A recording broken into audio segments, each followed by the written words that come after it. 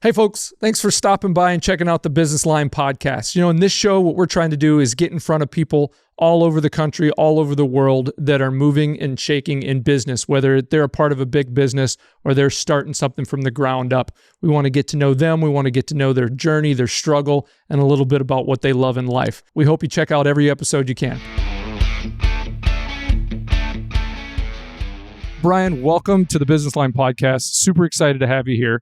When my producer, Matt, told me that you were going to be on, I immediately, it started to turn into like a 50s Beatle fan girl that they jump off. I get to talk business and I get to talk games and some sports too. This is going to be awesome. I couldn't wait. Oh yeah. Awesome. Very glad to be here. Thank you. Thanks, Brian. So cool.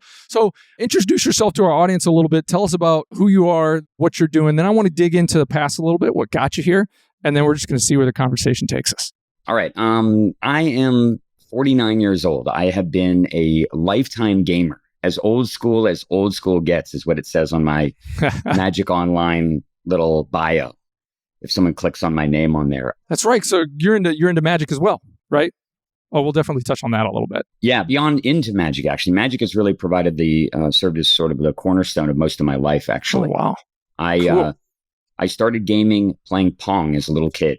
When I was probably about 6 or 7 years old, and my dad brought a Pong system home. And I played that like crazy. And in fact, one of the first things I did in Pong was I figured out an exploit in Pong. I noticed that the game had a target shooting mode where a little white dot would move around the screen, and it came with this. You would never be able to produce it now because it looked exactly like a .357 Magnum made of black plastic, the kind of thing that would get a kid shot in a park, right, by a police officer. And I would crank the thing up to full speed and it was impossible to shoot it. But I realized that if I pointed it at the light, like the lamp right next to me, and shot the lamp, it satisfied the requirements of the camera on the gun, and it would count as shooting the target.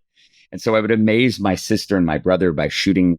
I would say, guys, check it out. And they'd be fixated on the screen watching the dot go like this. And I'd go click and shoot it up where they weren't looking at it. I would never miss.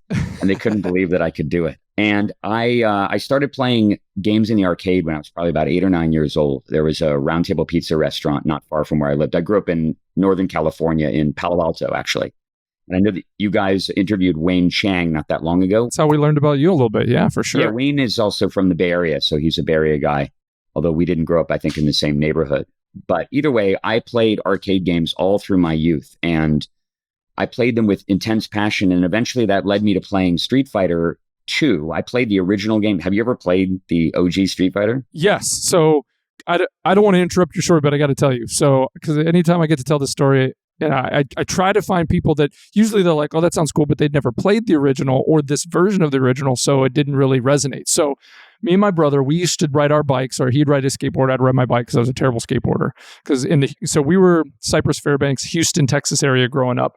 We'd ride about 2 miles across multiple subdivisions to get to a gas station that had the original Street Fighter at the gas station. Wow. So for the first 6 or 8 months of that, it was the original Street Fighter with joystick and buttons. They eventually put in one that had buttons that you punched to play. Have you ever seen that version? Pads on it. Yeah. So, but anyway, we would go so much. In fact, my brother, he was 5 years older than me, so he was probably about 12 or 13 at the time. I was about 8, and we'd go so much. We didn't have any more of our own money. He stole my mom's quarter jar that she used to keep in her bedroom, because this was summertime. We'd just be home alone. We'd go. So he's like, well, I'm just going to, whatever. So he'd just take it. And we spent this must have been hundreds of dollars in quarters. I believe it. Playing this game. And then, of course, he got found out right away, got grounded, got in trouble. But, oh yeah, the original Street Fighter, Geeky, all those guys that we used to, I was terrible at it. He was actually good at it. He could get through it. And it boggles the mind how much change theft that early video games galvanized around the world. The amount of kids that were combing through their parents' drawers and stuff looking for 2 more quarters to go down there to get another fix. Oh, it started with, checking the couches, checking the chairs underneath things. And we would, we'd farm a bunch of quarters, but eventually there's only one place to go. I have a very funny story to tell you along those lines, actually, that hopefully people in the audience might appreciate. So I had a fellow Street Fighter when I started playing Street Fighter 2, and just to finish up about Street Fighter 1, I once saw a guy at this arcade called Tressiter Union, which was at Stanford on the campus. They had a student union at Stanford campus, which is right adjacent to Palo Alto. Okay. And I saw this guy that could do fireballs and uppercuts on demand. I couldn't believe it. They are, if you've ever played that game, they are so hard to do. Seriously. The joysticks have no sensitivity. They don't have the right range of motion. The animations are really messed up and jerky. The timing, everything is super laggy, so the inputs have to be lagged. And this guy could throw fireballs on demand. The fireballs in that game take off almost half your energy. And you can literally one-shot somebody with an uppercut, with a dragon punch, if you hit them with it twice. It goes chung chung, and their energy goes chunk chunk, and they're dead. But it's kind of fair, honestly, because of how hard it was to actually do that. When I started playing Street Fighter 2, I think I might have been 16 years old in high school. And I had a friend of mine who actually met playing the game. His name is John Prentice. And John is a phenomenal character in many ways. He's never become famous outside of a relatively fringe thing, which is freestyle rapping, actually. Oh, cool. He has a channel, that Twitch TV channel. I'm not intending to pitch this or boost this or anything on purpose. He didn't put me up to it. It just came to mind. But he has been streaming, I think, for about 1,400 consecutive days. Wow. Under the moniker Insomniac, or Insomniac Rap, or something like that, is his Twitch channel. And he does freestyling rap for 3 to 4 hours at a time, interweaving all these things that the audience just feeds him through chat. It's insane. Okay. The guy has an amazing brain, and he was the only person I ever played in my youth who was objectively better than me at Street Fighter, outside of the very best players in Northern California, who all congregated at this one nexus of skill called the Sunnyvale Golf Land, that became eventually legendary in the Street Fighter ecosystem in the late 90s. And John and I would practice against each other at this 7-Eleven near my house. And we played originally Super Street Fighter 2. Then we played Champion Edition, eventually Hyper Fighting. And by the time Super came out, I'd gone off to college, so we didn't play as much. But there was this one summer, the summer after we graduated from high school in 1992. One day, John arrives at my house early in the morning and breathless. And he says, "Brian, you're not going to believe this. I found out that nickels and quarters have the same mass. They weigh the same amount, exactly the same amount. And when you put a quarter into an arcade machine, it checks for 2 things. Well, 3. Magnetism, right? It can't be magnetized, so it's not steel. It checks for diameter, and it checks for weight. And if the coin satisfies all 3 of those conditions, the machine will happily accept it. What if we just took a bunch of nickels and converted them into quarters? We'd be 5 times as efficient in our practice. Let's do it." And so you guys totally reminted nickels. We set to work. We got a roll of nickels. We went into my dad's garage, which is about 100 years old, and it had a concrete floor that was all cracked and beaten up. We had 2 hammers. We went to work pounding these nickels furiously for about an hour and a half to create a stack of quarters. And lo and behold, we went to the 7-Eleven and it worked perfectly. It worked perfectly. And we had discovered this crazy exploit in the world. However, if we had had even a modest understanding of how physics and friction work, we could have sped up the process enormously, because I noticed when I was pounding these nickels that I would hit them over and over and over again and nothing would happen. That it would just go bang, bang, bang, bang, bang. The nickel would be completely immobile, totally unscathed. And then all of a sudden, I would cross some threshold and the nickel would flatten almost instantaneously, and you could go too far. And of course, it was heating up, right? Yep. It's metal. We were doing sort of a blacksmith thing. If only we had thought to go and get, say, a pot of boiling water and just heat them up and put all the nickels in the water, we would have sped it up tenfold or something. Yeah, because what you're doing is you're spending all that time, energy, and effort creating them, only to have more of something that's worth less. But that's awesome. Yeah, that's true. The good news is we never got caught. Although we got very close to getting caught, because we were at the 7-Eleven one time, and the guy that maintained the machines came in with his little bib and he had a belt. Was he emptying them and finding those? Yes, we were sitting there. We kept a couple quarters up on top of the machine just for show. Yeah, we had pockets full of these nickel slugs, is what they were basically called. Yeah. And he goes, "Excuse me, boys, I need to go in and take the money out." So he opens it up, unlatches it, takes out the bag, or takes out the little container, and he starts to pour it out, and then he pauses, and his eyes narrow, and he starts combing through this enormous pile of nickel slugs. And John and I are standing there, and he turns to us, he goes, "You guys know anything about this?" And we're like, "No, sir." Must That be was some not us. Neighborhood hooligans. Yep. That was not us. Oh, man. But anyway, Street Fighter was very quickly obsolete, replaced by what became the cornerstone of my life for about 30 years when I was introduced to the game Magic the Gathering in January of 1994 at a friend's birthday party. I think January, I should actually know this date, 14th or 15th, I believe, is when it happened. Wow. That would have been 14 then. I hadn't heard of it yet. It was a couple years from there. My older brother started. My older brother's about your age. And he started playing it, tried to get me into it. And I was like, I don't get it. But I get it now. I understand it now for sure. Yeah, it is. It's one of those things that so much of your ability to enjoy that game is predicated on the introduction, I think. I think getting it introduced to you in the right way, taught in the right way so that a person can systematically explain the rules to you without it becoming too overwhelming, too obtuse. Everybody has a mental fatigue threshold. Yeah, and as soon as you exceed that, they turn off. And some people, that threshold is, this card has a mana symbol and it's red, and they're like, I'm out, right? Some people are like, it's just too much. And some people will read the text, and as soon as you get to combat, they're out. And some people, as soon as you get to the stack, they're out. And then some people are tenacious and soldier on. And honestly, to learn the game back then was seriously a triumph of the will. You had to borrow a phrase. It came with this little tiny booklet. Yeah. Little itty bitty booklet with tiny little font to compress all the rules of this incredibly novel game down to something that would fit inside of a little booster pack. They couldn't have the rules online because there was no online. It wasn't there yet. Yeah, exactly. And because the game came out in, I think, July of 1993. Despite what the recently appointed CEO of Hasbro believes, Magic is not, in fact, 35 years old. It is only roughly 30 and a half years old relative to its. In fact, it's approaching the 31st year right now. I think it'll be like a month from now. Wow. It's crazy to think about that, actually. But I saw the game when I was 19 years old. My friends played it at a birthday party in a big circle for about 3 hours. And I was bored out of my mind. And I was saying, guys, let's go. Let's do something else. And then as soon as they finally finished this interminable group game where they were trying to figure out the rules, they immediately wanted to play again. And at that point, I said, all right, fine, I guess I need to play a game myself. And I played my first game of Magic literally on a kitchen table downstairs.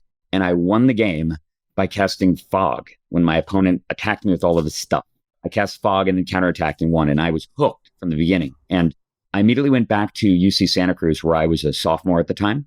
And I introduced my Street Fighter compatriot, a friend of mine named Matt Wallace, to the game. I said, Matt, you and I need to understand this. We need to practice. We need to learn it. And so we set to work. I had just 2 unlimited starter decks, and he bought a similar amount of cards, and we started playing. And the game was a completely unsolved system at that point. Nobody had any idea what was good.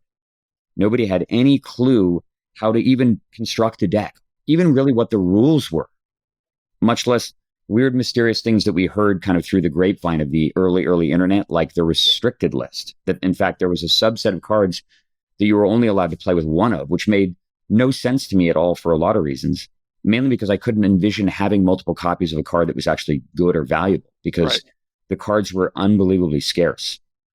But for the Magic players in your audience, they'd probably appreciate this anecdote. There was a store in Palo Alto, California, kind of at the southern edge of Palo Alto, called Gamescape.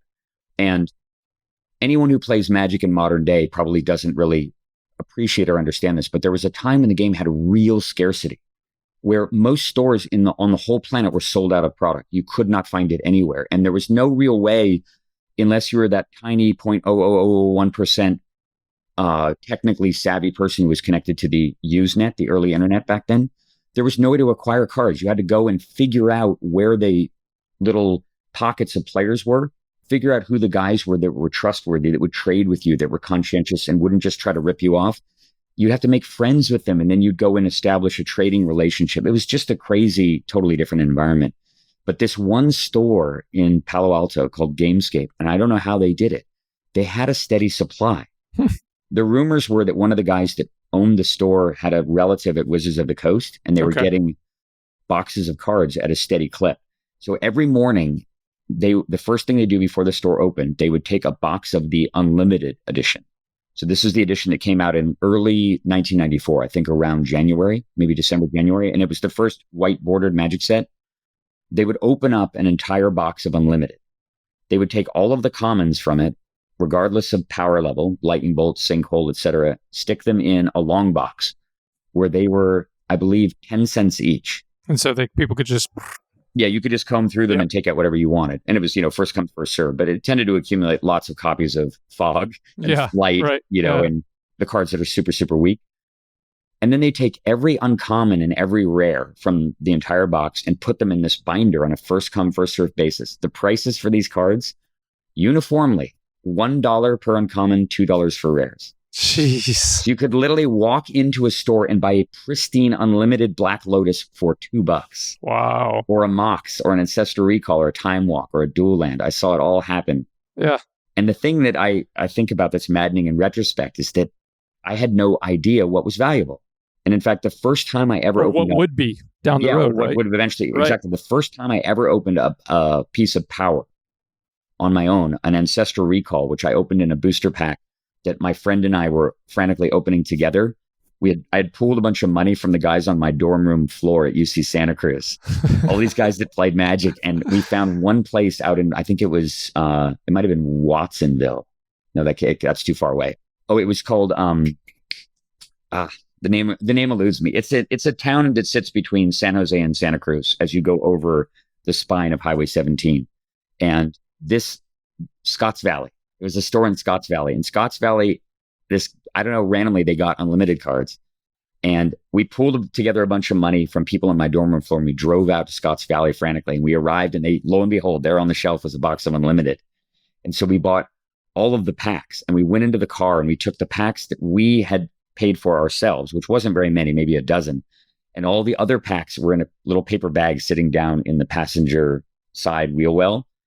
And we drafted the cards from the packs that we had purchased. And one of the cards that showed up was Ancestral Recall, which I completely ignored. And my friend picked it because we knew a guy at Santa Cruz who played blue, and he figured he could trade it to him. Yep. Like, maybe he'll like this 1 blue mana, draw 3 instant. Yeah. I mean, who would ever want that? And then after we opened up all the packs and we're sitting there like breathlessly just bathing in dopamine, we look over at the bag sitting down there in the wheel well, and we look at each other, and we opened it up and draft all those cards too. And when we went back, there may have been some early duplicity in some of my Magic experience. But anyway, the consequence of working with Matt on Magic and really going after it and studying it and not approaching it not like a game, but like a really complicated unsolved system, just completely informed how, honestly, not just how I approached problems back then, but how I've continued to approach and tackle complicated problems for the rest of my life. It established a methodology of sorts. And the consequence of that was that relatively quickly in the research, because that's really what it was that Matt and I were doing, we started to notice something in the games that we were playing. We started to notice that, all things aside, the person that drew the most cards tended to win the game, which was a really interesting and it's seemingly obvious now. But back then, people's focus was on other things. There'd never been a game like Magic before. It was unprecedented in gaming space. And so people were thinking, I'll just try to deal a bunch of damage quickly. I'll try to destroy all your lands. I'll build a giant fortress that's impenetrable. I'll put a bunch of big, fast creatures into play with Dark Ritual and Black Lotus. Over and over and over again, all that seemed to matter was who drew the most cards. And Matt eventually left Santa Cruz. He dropped out of school and he moved across into San Jose to go work in the burgeoning .com world. There were ISPs that were popping up all over the place to compete with America Online back then. And he went to work for one of them. I think it was called Netcom. Incidentally, Matt has gone on to be one of the chief architects of the cloud in modern day. Very brilliant guy, although he hasn't played Magic since the time when we were kids, basically. Yeah. And I took the work that he and I had the decks that he and I had designed together, including a deck that was actually the sort of formative design. If there was one definitive design that became viral in the very early days of Magic, it was called The Deck. The Deck. And my name is forever associated with the deck. People often call me either the father of card advantage or the creator of the deck. And that is objectively true. However, the deck that everyone came to learn about as it propagated across the Usenet starting, I think, around mid to late 1994, was a successor of the original The Deck, which Matt and I had built together. And I think this was probably May of 1994. We had basically solved the game. We had figured out what matters the most. It was just a matter of refining the strategy. Okay. And there were two key cards that were unrestricted at the time that were the cornerstones of the original The Deck. And anybody who's played old school Magic will appreciate this. Those two cards that were unrestricted were the card Library of Alexandria. And I'm not sure if you're familiar with that one. Mm-mm. But I know some people who will be when I talk to them about it. Yeah. It's certainly, I've long referred to Library of Alexandria as the most pure, powerful card in all of Magic, at least back in that era. It's obsolete by modern standards, but in the older formats where you're playing with a much smaller pool of cards, Library of Alexandria starts to get more and more oppressive and insanely powerful. And the card basically says it taps to add one generic mana to your mana pool, which is fine. It's a land that makes mana. But if you have exactly 7 cards in your hand when you tap the Library of Alexandria, you can opt instead to draw a card. Oh, okay. And because drawing a card is most of the time the most important and consequential thing you do every turn, it's like taking 2 turns every time you go. Yeah. It's unbelievably insane. And we figured this out. We were like, wait a minute. If you get 2 Libraries of Alexandria in play, you're drawing 2 extra cards a turn. How can you possibly lose? Right. And so the card was unrestricted. So we built a deck that had 4 Libraries of Alexandria. And then on the other side of it, we had the most powerful discard spell ever printed up until relatively modern day, a card called Mind Twist, which was basically 1 black mana to start. And then for every additional mana you invest in Mind Twist, your opponent has to discard a random card, not a card of their choice, a random card. And random discard is about twice as dangerous as choice discard in terms of the impact. Yeah, it's terrible. Yeah. It was possible to make a deck where you could make your opponent discard their entire hand relatively consistently within the first 2 turns of the game. Wow. And combined with 4 Libraries of Alexandria and 4 Mind Twists, you had this impenetrable strategy. It didn't even really matter after that. And the rest of the deck was dopey. It had a bunch of big creatures in it. It had typical blue-white defense, some counter magic and stuff, but really the core of the deck was 4 libraries and 4 Mind Twists alongside the power, all the Moxes and stuff, the Lotus, the Soul Ring, and 4 copies of Mana Vault, which is an artifact that it costs 1 to cast and you can tap to make 3. So you would just power out either a huge Mind Twist or library card advantage or both at the same time. So you're taking basically, like you said, the most important thing, which is to be able to draw. You're adding to your ability to draw and keeping the opponent off balance by taking away their ability to keep their draws. Exactly. Because the thing is that it's kind of like, the expression, a penny saved is a penny earned. Yep. That's very true in Magic as well. You're fighting the battle without actually fighting the battle in game, right? Yeah. A lot of the time you can just, particularly with a card like Mind Twist, you can win on the spot. If you Mind Twist your opponent for 5 or 6 cards early in the game, they're done. There's just no coming back from that. Whatever strategy you might have had, particularly because you need to function in a game of Magic, you need a balance of mana and spells. If you get Mind Twisted for 5, you're definitely not going to have one of those things. Yeah. And usually you're not going to have both of those things. You're not going to have any mana and you're not going to have any spells. And you're certainly not going to have any chance in the game. So this deck that Matt and I designed together, we unfortunately did not have enough cards between the two of us to build 2 copies of it. So we rolled a 20-sided die on the floor of my dorm room at UC Santa Cruz, and Matt won the die roll. Oh. And he went to this tournament, which was called, I believe it was called Manifest. Okay. To represent our brain trust. And he demolished everybody. He just dominated, huh? Dominated. And he got all the way to the finals. The guy he actually played in the finals, I didn't know his name, and I learned of his identity years and years later when I was sitting at a dinner table with a bunch of Wizards of the Coast guys. And he told the story of those finals from the other side. Oh, I'm watching this guy just tear through competition and then we meet, right? Yeah, they met in the finals. His name was Andrew Finch, and he was actually the director of organized play, I think, for Wizards of the Coast back when the Pro Tour began in the mid-1990s. When we used to draft at a pro event, there would be a person at a microphone calling out the cadence of the draft. You have 15, open the booster. You have 1 minute. Draft, next, draft. He was doing that. That MC was Andrew Finch. And so it was at a table where he told this story. So he and Matt sit down across from each other on the field of battle. They've laid waste to about 10 people en route.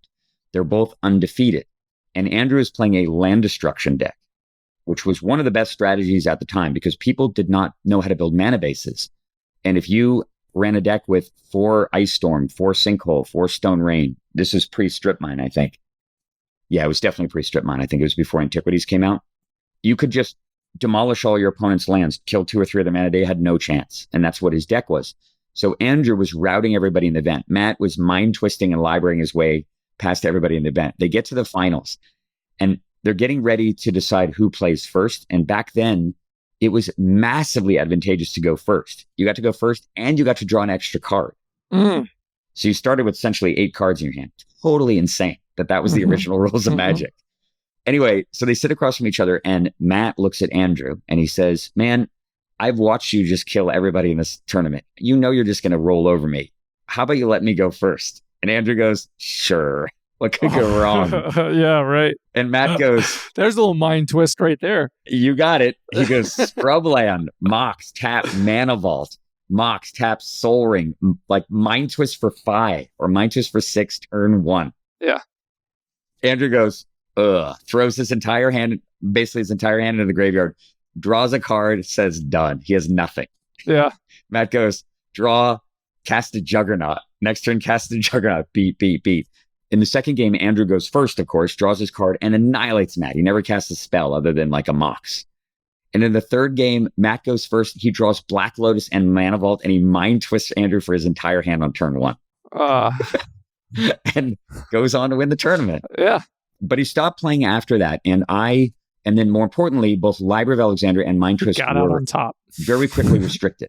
Yeah, he definitely went out on top for sure. Yeah. But both those cards got restricted. And at that point, I started looking for alternatives. I started thinking, well, what were these 2 cards achieving fundamentally, right? Card advantage, drawing extra cards, causing discard. What cards exist in the ecosystem that are more balanced that I might be able to leverage around our central control strategy? And the 2 cards turned out to be Disrupting Scepter and Jam Tone, which became the cornerstones of what would virally become the deck when it began to spread across the planet in late 1994. And the reason for that was a good friend of mine and one of my kind of disciples in the Bay Area was a guy named Paul Pantera, who was actually one of the very first Magic singles entrepreneurs in the world. In the early and mid 90s, it was very hard to have a commerce website. You had to be able to code. You had to be able to track your inventory. There were no tools. Yeah, no, exactly. No GoDaddy. You know what I mean? Yep. There was nothing like that. And Paul worked as an engineer for Sun Microsystems. And so he was tapped into the Usenet. He talked on the Usenet all the time, and he built an entire website, front end, back end from scratch. Although the back end was basically just a ledger that had to be transcribed manually every day. And he spent hours doing the inventory.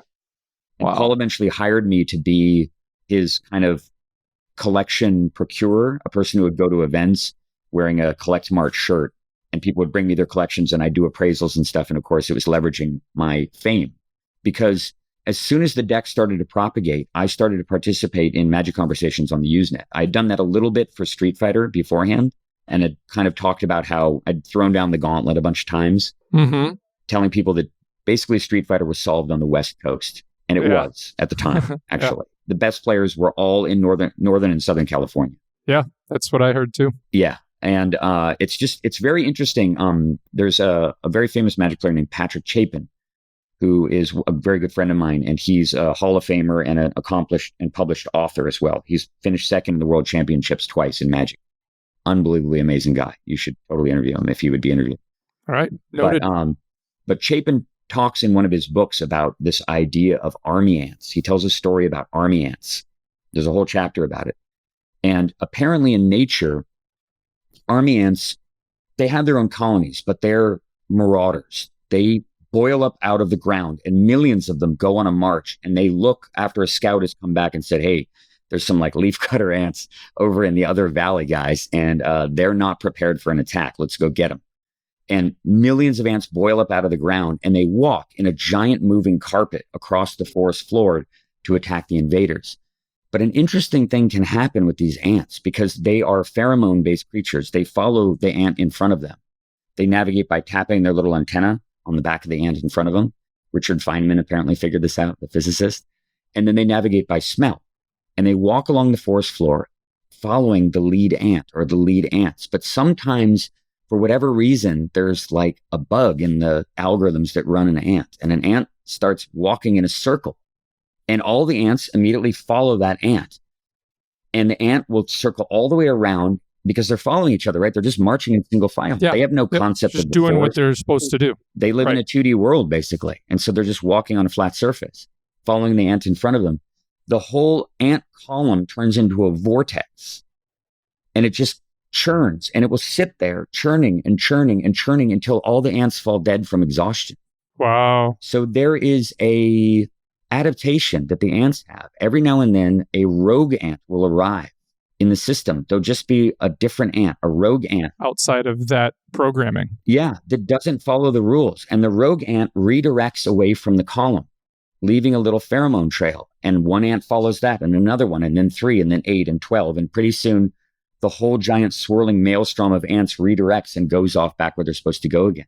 And those sort of like rogue ants are, integral part in lots and lots of systems, particularly in gaming, disruptive gamers, people who think in another way. But the consequence of not having rogue ants, they don't always arise sometimes, particularly in small populations. So gaming ecosystems can get trapped in circular behaviors. Absolutely. Where they cannot break free. And there's no way to look broader. That was just the way of the world in gaming in the 90s before the internet. Everybody was vulnerable to this. Because we're in closed systems wherever we were. It's like that in a lot of different things. In athletics, the same way. Totally. In closed systems, I grew up in a small town, and we played all small town teams, right? Same age, same weight, basic ability, all same people. But the larger metropolitan schools, they had tougher competition, and they ended up being better teams. And if we had to go up against them, it was a lost cause before we even got started. Yeah, I believe it. And God, the way the world was before we all were one giant kind of communal brain, it's just amazing to consider. It was so palpable back in the days of Magic, because I said this before, I've said this many times, you can only be, as a Magic player, you can only be generally a little bit better than the people you play against, unless you are a rogue ant. And that is analogous to life too. Yeah. Right?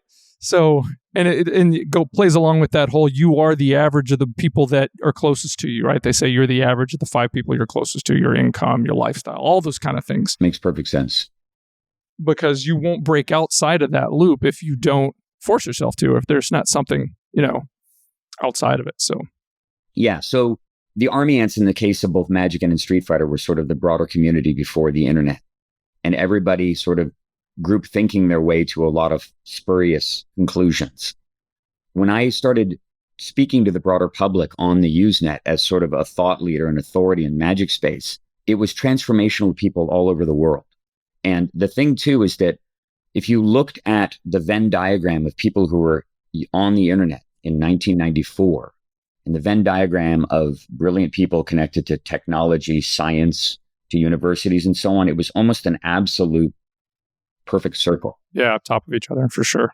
And the consequence of that is that you had just a selective pressure for a lot of very elite and brilliant people transacting in both the Street Fighter and in the Magic space.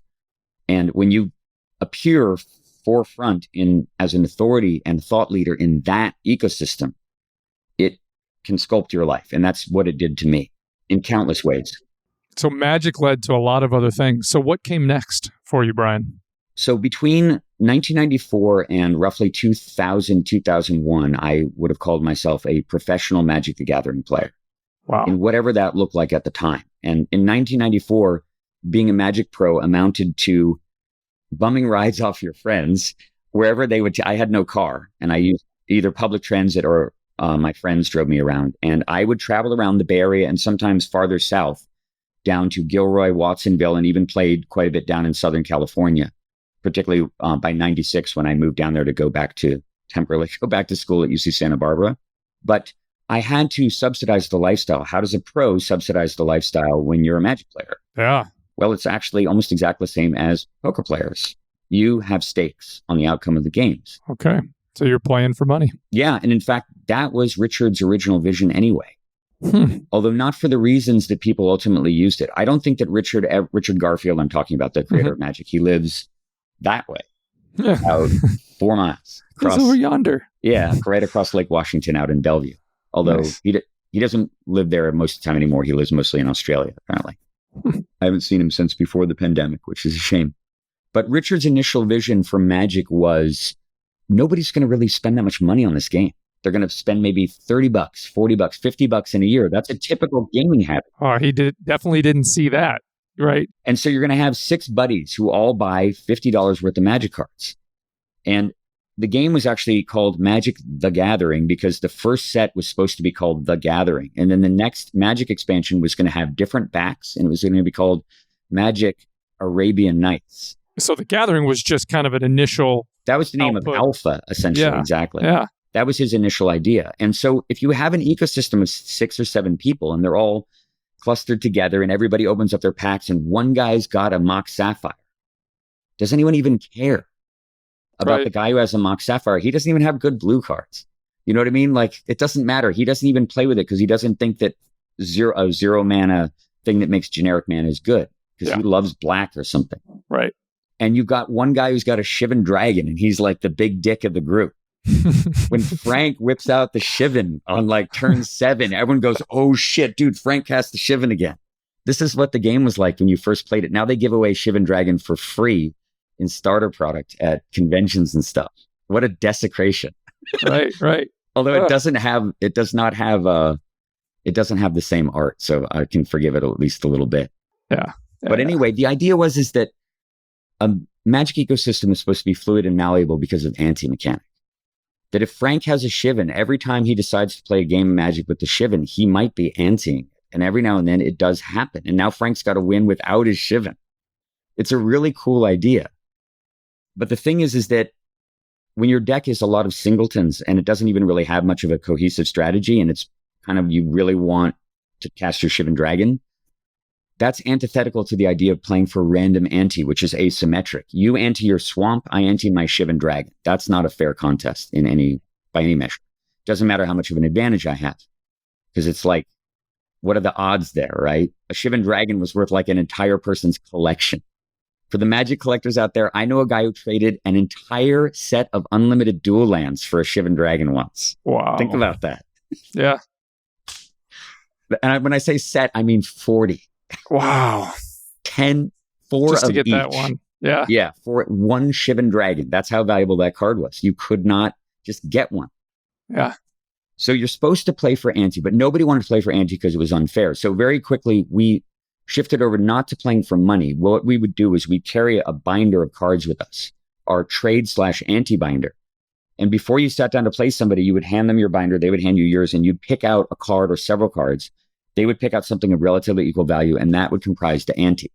And then off you'd go. Yeah.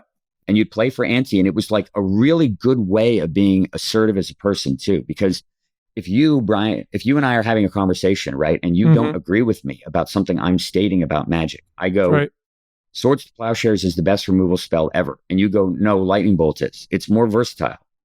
Most of the time, you don't have to kill a creature bigger than 3.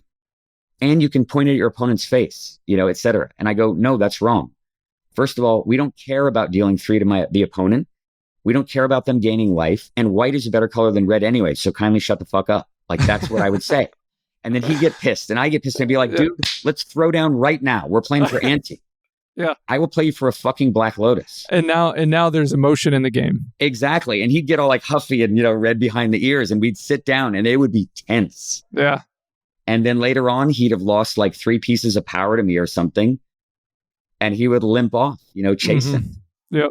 So it turns out if you are very good at Magic, precociously good at it, because you are obsessed with it beyond anything you've ever done in your life, and you play it 16 hours a day, and it's all you think and dream about and talk about for 7 years or whatever, and you have a brain that's clearly attuned to play the game at a very high level, algorithmically after a point, you can win a lot of money playing Magic for ante, and I managed to do that. I managed to support myself as a pro all the way through the first roughly 2 years of my play experience. And then right after I started college again at UC Santa Barbara, after I took a leave of absence from UC Santa Cruz, they announced the Magic the Gathering professional tournament. Okay. Go and be famous. Play in front of cameras on TV and earn $30,000 in a weekend for playing Magic the Gathering. Are you kidding me? Like, totally insane. I had worked the year that I discovered Magic in 94. I worked a summer job for 10 weeks at Whole Foods, and I walked away with $2,200 for the 10 weeks. Now I could play Magic and earn 15 times that much money in a weekend. Are you kidding me? Yeah. So I knew this is what I had to do. Okay. And I was at Santa Barbara. I immediately just put my studies on the side, although I stayed in school for a little longer. And all of my time became playtesting for the Pro Tour. Were you still bumming rides at this point? Because I see a movie script where you're like going on this wonderful adventure to get to the tournament. I did not have a car until I was 24 years old. All right, cool. Yeah. And I purchased it with money that came from like the outgrowth of the Magic thing. Yeah. Anyway, the problem was that putting a lot of time into practicing Magic, no matter how good you are at the game, does not guarantee great results. And absolutely. The difference between finishing 8th place in a tournament and first place in a tournament was a 9x multiplier or something initially. And the difference in terms of how hard you had to work and how well you had to play and how lucky you had to get and how unlucky your opponents had to get between 1st and 8th was tiny. It's just like a pro poker event or something. So I practiced my ass off. I built entire draft sets. I had no money at all. No money. The only support I had was my parents and my grandparents who were combining together to pay for my tuition at UC Santa Barbara and 2 meals a day. Yeah. And I only ate one of them. And I had to, essentially support my Magic endeavors through still playing for Ante, although by 96, people were kind of not doing that anymore. It was really something that kind of shifted. The ethos of the environment started to shift. I wouldn't say it became more casual, but it was like more cooperative, less confrontation. Because now people were sharing information freely on the internet and everyone was trying to get good together. Yeah. Less tech hiding, essentially. I put together draft sets to practice for the first Pro Tour I played in, which was on the Queen Mary in Long Beach, which was Pro Tour number 2. And it was a draft format.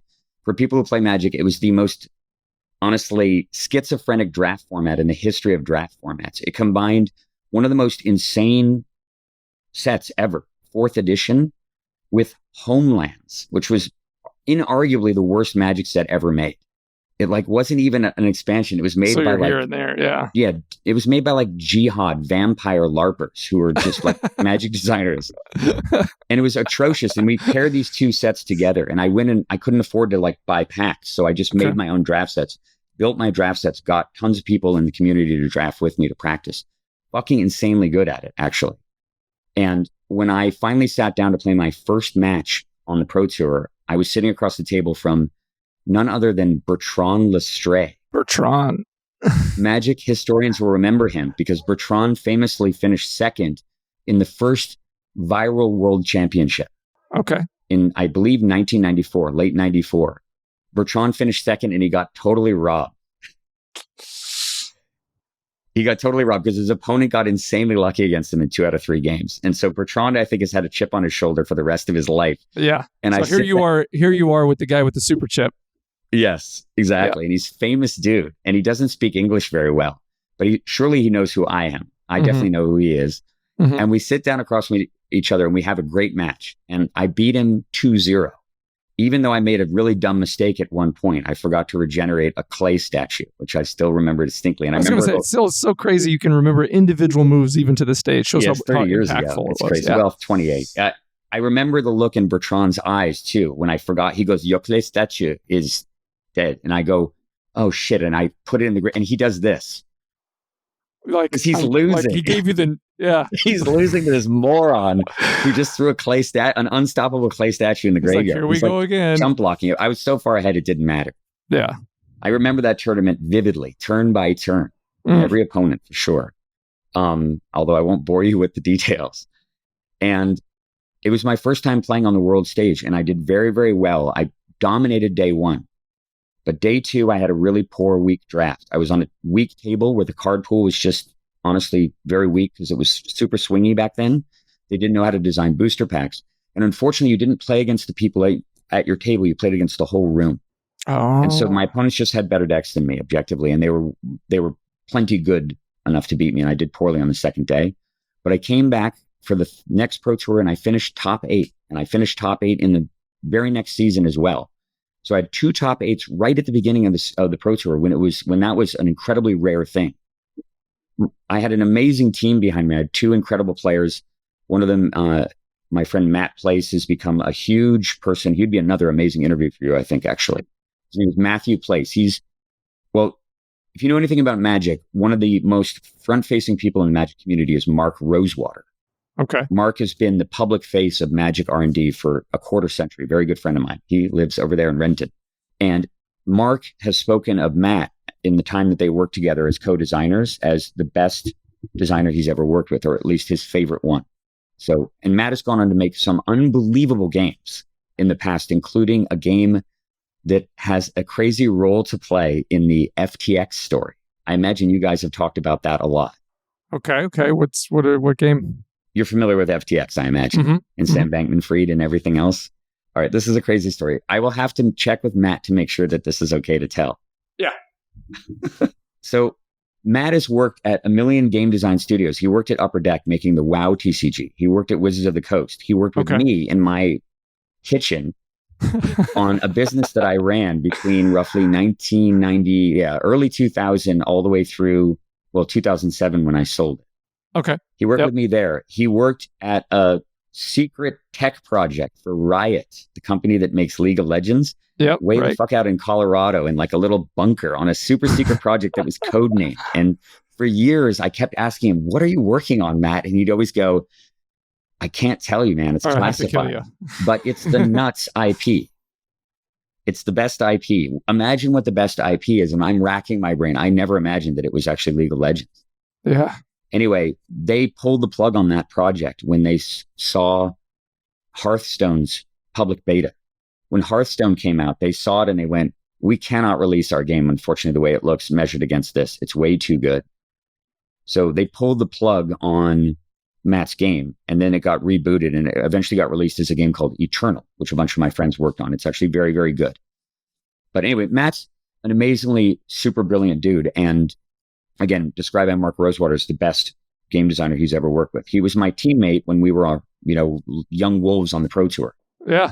When we were out there and we did profit sharing, and Matt did well at Worlds and he did well at a Pro Tour, and he had an incredible career as a Magic player too. But anyway, you have to walk me back here one layer. That's okay. We're just walking through what happened after, because after the original kind of Magic, right. We were talking about Matt's game design thing and as it relates to Sam Bankman-Fried. Yeah. So in 2019, Matt Place and I were in New Zealand together. We flew out there to attend ExileCon. I'm not sure if Wayne Chang told you anything about this, but there's a really big PC game out there that has probably to date, I would guess 80 to 100 million people who have played it now. And when its sequel comes out, hopefully next year, that number will become 300 to 400 million. Are we talking about Path of Exile now? Talking about Path of Exile, yes. Yeah. We'll get to that. I've played it, sure. Yeah, we'll get to that in a little bit. I'm one of the co-founders of the company. Oh, very cool. I was the second biggest shareholder in Grinding Gear Games when we were acquired by Tencent. It's like a little quiet story. But Matt and I went out to ExileCon in 2019 to attend, went out to New Zealand to attend ExileCon, which was the first really big community meetup that we had ever participated in. Gathering of those folks. Okay. It was like 3,500 people, and they flew all the way to Auckland. That's legit. I mean, that's right. All the VIP tickets sold out instantly. It was a crazy cool event.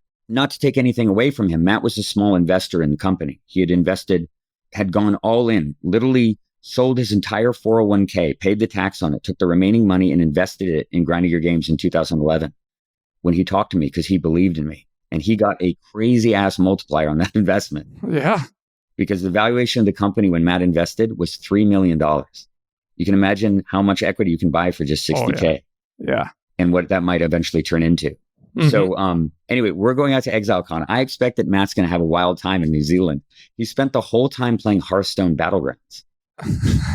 He was totally addicted to it. I remember him playing it on the plane, actually, which is kind of shocking in retrospect, given how long ago that was. Right.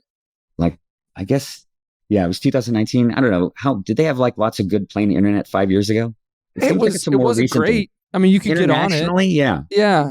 I don't know about internationally, but I know at least domestically, you better could get in the last couple of years. Oh, yeah, for sure. It's an order of magnitude better than it was in 2019. So I think I was shocked that he was able to play an internet game while flying across the Pacific Ocean, but he somehow pulled it off. And I kept inviting him to do stuff when we were in New Zealand, and he would just be in his hotel playing Hearthstone Battlegrounds. We were sitting in the giant exhibition hall while there's these cool talks going on in a giant room full of crazy fans. And Matt's playing Hearthstone Battlegrounds on his phone. Anyway, it inspired him to create his own version of it when he got back with some close friends. Okay. One of those friends is named Josh Utter Layton. And Josh is childhood friends with Sam Bankman-Fried. They grew up together in Palo Alto, apparently. Although I think Josh is a little bit older than Sam by a few years, and their families were very friendly and stuff. And so they set to work on this game. It was supposed to be, it's an auto battler, and it was set in a sort of whimsical, it has a very whimsical, almost childlike fairy tale aesthetic to it. It's not grim dark. It's meant to be soft and appealing to children and to women also. And I think it succeeded really, really well in kind of threading that line. And when the game went into like friends and family alpha in 2021, I started playing it and I was blown away by how good it was. I mean, it made Hearthstone Battlegrounds look primitive by comparison. Wow, okay. They had way more ideas that were beautifully seamlessly integrated into the game. The way that it had these treasure rewards, instead of when you tripled units, you got these treasures which were build defining rather than you just get another unit you can get at the next tier anyway. It was so much cooler. It had spells in it that you could play. It had crazy, like weird exponential growth curves and insane snowballing and a whole strategy. And you felt deeply connected to every team that you built. Each one was personal. I have a folder open on my desktop right now that has like 180 first place teams. I preserved each one because each one was like a beautiful painting. Yeah. It really felt that way. It was a creation, right? Yeah. The game was insanely good. And when they finally That's a great loop when you can make someone feel like they're creating while they're playing. While they're playing an auto battler. That's really what it felt like.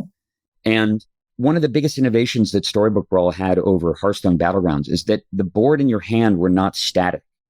In Battlegrounds, one of the hardest things, one of the most annoying features of the game is the fact that you can build up a big-ass beefy unit. You get a whole bunch of beefy units, but then you get another thing you really want. And now you have to give up one of your beefy units. You have to sell this beautiful thing back to the shop. It feels shitty to do it. Storybook Brawl solves that problem. You have a hand and you can pluck your units off the battlefield and put them back in your hand. What a concept, right? It's so much better. Yeah. So the board had this beautiful malleability to it. And so you would hold a unit in your hand thinking about the strategy, and eventually you'd replay it at the right time. It was so cool. It's kind of like, not to get off track a little bit, but my son, who's 13, about a year and a half, 2 years ago, he got into Pokemon, the card game. Like, he's always liked the video games and a little bit of the cartoon. When he was like 7, I tried to get him into the card game. I took him to a local game shop, and I got it for him for Christmas. He couldn't do it. I was trying to figure out the game myself with him. But now he's all into it. On Saturdays, I got to take him in, and he plays mini tournaments. That the store is dominated by people playing Magic, by the way. Usually, we're in a relatively small town. There's probably 30 people there playing Magic. There might be 5 or 6 or 7 people Pokemon playing That Pokemon. Seems about right, yeah. But similarly, I'm watching him play, and I've played a little bit with him on the side. You can, put your unit, play your Pokemon, but pull them back. Play them out, pull them back. Yeah. Similar in that sense, certainly. And there are other games, there's a lot of auto battlers now. There's been tons of copycats trying to basically piggyback on Hearthstone's success. I haven't played too many of them. The most successful one, there's Teamfight Tactics. Oh no, Teamfight Tactics is an auto battler. I'm sorry, roguelike deck builder, I think. Or maybe it is an auto battler. No, I think it is an auto battler. I haven't played it clearly. And a few others that I've heard of. In my opinion, Hearthstone Battlegrounds is the best of those games, except for Storybook Brawl. I think Storybook Brawl was in a completely different category. And I got totally addicted to the game. I eventually had 3 accounts going, all 3 of them to grind my way up to Mythic every month, which is a lot of games of Storybook Brawl. Wow. Yeah, I could have probably kept going. I don't honestly think I was objectively good enough to progress fast beyond the Mythic difficulty in that game.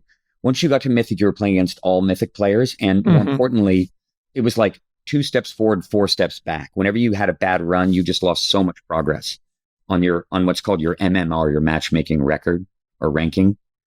And anyway, regardless of that, I played the game like crazy. I evangelized it to everybody. And one frustrating thing was going on. It was losing players. It peaked at about 2,700 people on Steam, 2,700 concurrents. And then the numbers started to just steadily decline and decline and decline and decline. This was the problem, is that in his infinite genius and his benevolence, my dear friend Matt had never thought about something vitally important for a great game. How do you make money from it? Yeah. How do you make money from it? How do you monetize this thing, this beautiful thing that we've made? We had the same conundrum, the same enigma with Path of Exile also. Path of Exile was a gift to the community. It was us making the game we wanted to make. It was the game we wanted to play. We're like, let's just make this game. If we do a good job, I bet you we can just give it away to people and they will reward us for our labors. And the thing is that actually turned out to be true, but we had to figure out how to monetize that goodwill. You still, at the end of the day, have to do that. And it took a few years to figure it out. Chris Wilson, the CEO of Greniger Games, has an amazing talk on that subject. It's worth watching. It's a talk he gave at GDC some years ago called How We Design Path of Exile to last for 10 years or something like that. An incredibly amazing, in my opinion, seminal discussion about how to monetize and create a game that's designed to serve the community for a long period rather than a flash in the pan type game. But anyway, Matt never monetized Storybook Brawl. You could spend some money, like $100 up front when you made your account. That was the most you could spend. But once you spent the $100, there was nothing to spend money on anymore. And without a steady income stream, it's hard to pay for polish. It's hard to pay for everybody's time. You just kind of run out of money, and it sucks to spend all of your own money on a project when it's not making money. Yeah. Yeah. It's very risky. It feels emotionally bad. And so Matt and his guys, his team could just not invest enough in the game. And so it kind of languished a little bit, and then people drifted away. They played other stuff. And so the numbers just sort of steadily declined on Steam, and they went down to just precipitous game is dying levels, 200 to 300 concurrents, the graveyard of Steam, where there's just the diehard community that plays and nobody else. Yep. And there didn't really seem to be a strategy or any end to this other than eventually the game probably closing down. They were designing stuff for it. They had not abandoned it at all. But it seemed like getting out of that valley was going to be extremely difficult. And then all of a sudden, Matt calls me up one day and he goes, Brian, you're not going to believe this, man. I just got invited to the Bahamas. They're flying me, I think, on a private jet down to the Bahamas to go talk with Sam Bankman-Fried about the future of my game company. Good Luck Games is what it was called. Okay. Because it turns out that Sam Bankman-Fried is a consequence of two events. The first one, his friendship with Josh Utter-Leyton, who had made the game. I guess he had heard about it. And then Sam Bankman-Fried, because he's a big gaming nerd, also knew about Magic. He had played Magic plenty of times, and he was a fan of one of the most famous Magic players in the world, another friend of mine, Luis Scott Vargas, LSV as he's known. A lot of people know, I'd estimate 1 million people or more know who LSV is, maybe even more than that, maybe 2 or 3 million. He's written for Channel Fireball, Hall of Famer, unbelievably cool dude. And LSV had been hired by Matt to help promote Storybook Brawl, because LSV loved the game also and is happy to help. And so LSV was evangelizing Storybook Brawl on his channel, and Sam Bankman-Fried saw that evangelism. Okay. And he put 2 and 2 together, and he downloaded it, and he started playing it. And pretty soon, no work was getting done. I mean, right? They're just playing. What are we really talking about here? Yeah, exactly. Less working work right was now. being done in the studio. And because everybody was addicted to playing Storybook Brawl. And then they looked at the numbers on Steam, and they went, what the hell's going on? Why do only 220 people play this game? It's the best auto battler ever. So they invited Matt down there and pitched him on the idea of selling his game company to FTX. Like, wine denied him. He hung out in the penthouse. And at one point, the guys in the penthouse had to leave the conversation because they were having dinner with Will Smith, who was in town to discuss some, hey, we'll pay you $30 million for a half hour of your time, Will. Right. Yeah. The economics of this work out, I promise. So FTX wanted to buy it. Oh, man. They wanted to own it because Sam thought, I think quite rightfully, honestly, that if it had real promotion, real clout, real polish, he was intending to invest millions of dollars into the game to polish it up, to really make it AAA. If it had had that kind of promotion, it would have been a meteor. Right. It would have been a meteor. And Matt was unfortunately promised, a chunk of the proceeds when it became meteoric. You get a whole bunch of the stardust. Yeah. Unfortunately, After Matt sold the company, I won't disclose what it was sold for, but after he sold the company to FTX, they made an announcement. Good Luck Games made an announcement about the partnership. They announced the partnership. They also talked about how FTX might be integrating NFTs into the game. That was one of their plans, to have NFTs in it. And the community abandoned the game. People like publicly posted that they were going to be going and deleting their account, even though they put 1,000 hours in. I'm deleting my account right now. Here's a video. Because I am not touching NFTs. These things are toxic as hell. I'm not going to be associated with them. That's totally against the ethos of the whole game. This is something that Matt and his partners could not have predicted. I think they did not understand the animus that existed, particularly on Reddit, towards NFTs at that point. Yep. And now we know why, right? It's totally evident and obvious. Yep. And so they took over stewardship of Storybook Brawl and they ran it straight into the ground alongside every other IP that they were associated with when the company went bankrupt in November of 2022. And it dragged Storybook Brawl down into the abyss with it. Wow. It stayed online for another couple of months while they were going through, they were going through the bankruptcy proceedings there. Yeah. Yeah, such a disaster. And then honestly, the best game I think I've played in the last decade, maybe, roughly, since I started playing Dream Quest in 2014. Okay. The best game I played in the last decade is like dead and gone forever, which is just a terrible tragedy. One bright spot, though, and I'll definitely pitch it. My friend Matt is well I was into... going to say, what's Matt doing now? He is well into the development of what is essentially this sequel to Storybook Brawl. Okay, there we go.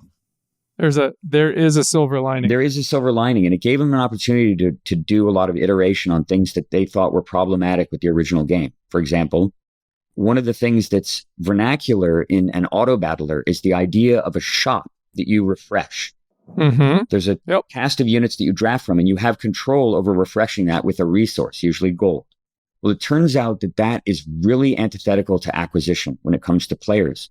Players struggle with that a lot. The economic and gaming components are really complicated, it turns out. And a lot of people get turned off by it. They tap out, or they just constantly, their brain just overloads and they just sit there staring at the shop with 4 gold left while the timer ticks down. Yeah. They're like, I've bought all the units I want. I'm done. Yep. Why would I keep shopping? You know what I mean?